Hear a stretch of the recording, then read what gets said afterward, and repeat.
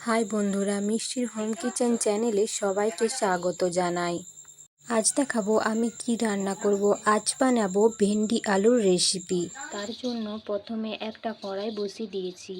এবার দিয়ে দেব তেল। এবার আমি ভেন্ডি আর আলু হালকা হালকা ভেজে নেব। অনেক লেট হয়ে গেছে। আলুগুলোকে আমি পাতলা পাতলা করে কেটেছি। তোমরাও এইভাবে কেটে ভালোভাবে ভেজে নেবে। সামান্য হলুদ দিয়ে দেব আর দেব সামান্য পরিমাণে লবণ।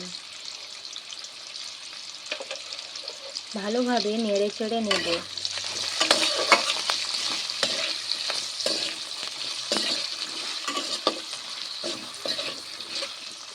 যতক্ষণ না লাল লাল ভাজা হয় ভাজতে থাকবো।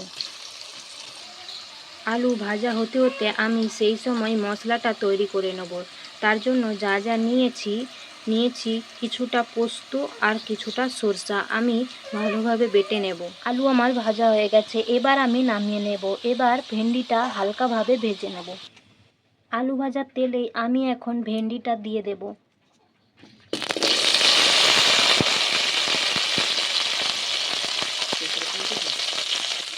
এবার এতে সামান্য পরিমাণে লবণ দিয়ে ভালো করে ভেজে নেব।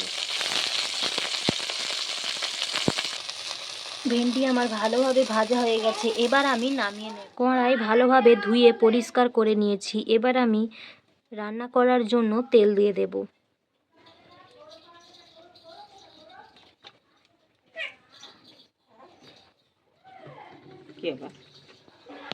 তেল গরম হয়ে গেছে, এবার আমি কেটে রাখা পেঁয়াজ কুচি দিয়ে দেব।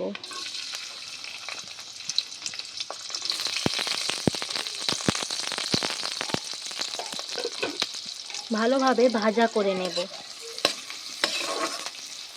পেঁয়াজ ভালো করে ভাজা হয়ে গেছে, এবার আমি কেটে রাখা টমেটো দিয়ে দেব। টমেটোটাকেও ভালোভাবে ভেজে নেব। টমেটো আর পেঁয়াজ ভালোভাবে ভাজা হয়ে গেছে, এবার আমি পরিমাণ মতো হলুদ দিয়ে দেব। এরপর দিয়ে দেব গুঁড়ো লঙ্কা। ভালোভাবে নেড়ে চেড়ে নেব। মশলাটা ভালোভাবে কষিয়ে নেব। মশলাটা ভালোভাবে কষানোর জন্য সামান্য পরিমাণে জল দিয়ে দেব। এবার ভালো করে নেড়ে চেড়ে নেব।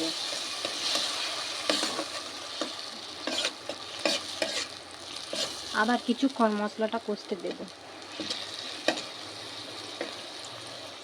ভালোভাবে কষানো হয়ে গেছে, আমি সরষা আর পোস্ত বেটে রাখা দিয়ে দেব। এবার ভালোভাবে নেড়ে চেড়ে নেব। ভালোভাবে নেড়ে চেড়ে নিয়েছি, কিছুক্ষণ মশলাটা আবার কষতে থাকবো। আর একদম কষানো হয়ে গেছে, এখন আমি দিয়ে দেব ভেন্ডি আর আলু একসাথে মিশিয়ে নেব। আমার ভালোভাবে কষানো হয়ে গেছে, এই অবস্থায় আমি দিয়ে দেব পরিমাণ মতো জল।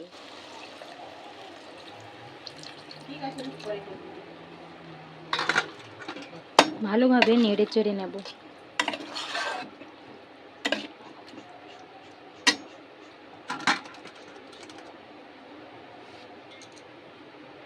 এখন দিয়ে দেবো সামান্য পরিমাণে লবণ।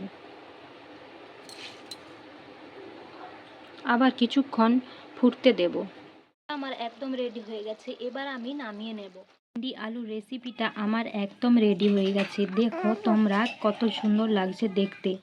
এই রান্নাটা যদি তোমাদের ভালো লাগে তোমরাও ঘরে বানিয়ে দেখতে পারো। খুব অসাধারণ লাগে খেতে। তোমরাও বানিয়ে দেখো আর কমেন্ট করে জানিও কেমন হয়েছে। তো আবার একটা নতুন রান্না নিয়ে ফিরে আসবো।